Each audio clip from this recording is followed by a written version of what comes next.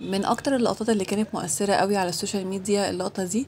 لان فيها العريس كان ماسك والده وقعد يحضنه جامد ويلف بيه في الفرح وقعد يعيط يعيط جامد، فكان متأثر قوي وكان يعني حاسس ان هو يعني بفضل باباه قوي عليه، فكان ماسكه وقعد يبوس ايده ويبوس رجله زي ما انتم شايفين كده وحضنه جامد وعمال يعيط. فناس كتير جدا اتأثرت بصراحة باللقطة دي، ان هو قد ايه يعني حاسس بفضله قوي عليه وبصراحة كانت لقطة يعني فعلا تخلي اي حد ممكن يبكي لما يتفرج عليها. بصراحة يعني دايما متعودين في اغلب الافراح فعلا ان بيكون العريس ممكن يعمل ده مع الاب او الام. بيبقى دايما يعني حاسس كده ان هما حاسس بفضلهم عليه ان هم وصلوا لي اليوم ده. ودي حاجة حلوة جدا بصراحة. وبرضه نفس القصة ساعات بيحصل مع العروسة ان هي بتعمل كده مع مامتها او مع باباها.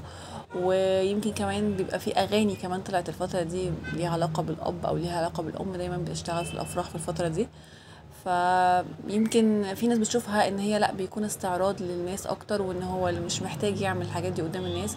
وفي ناس بتشوفها لا بالعكس، هو عشان خاطر حابب باباه قوي وحاسس ان هو تعب عشانه قوي، او حاسس ان والدته تعبت عشانه قوي.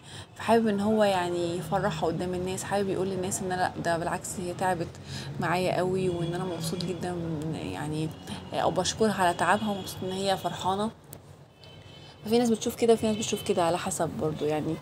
فقولوا لنا رأيكم، انتوا شايفين ان التأثر ده بالاهالي سواء الاب او الام ده بيكون فيه شيء من الاستعراض وافضل ان هو يكون مش موجود قدام الناس، يعني ممكن يقدر يعمل ده في البيت لكن مش لازم ان هو يكون قدام الناس؟ ولا شايفينه بالعكس حاجة عادية ان هو بيحاول ان هو يقول للناس فعلا ان دول تعبوا عشاني وان انا يعني فعلا مدين ليهم بالشكر والعرفان.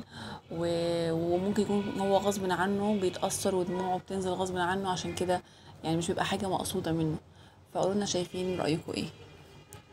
والتأثر ده كان واضح برضو قوي في فرح ليلى زاهر، لو تفتكروا ان احمد زاهر لما جه يرقص مع بنته قعد يعيط جامد وكان فعلا متأثر، وهي نفسها برضو لما شافته بيعيط بدأت هي كمان تعيط.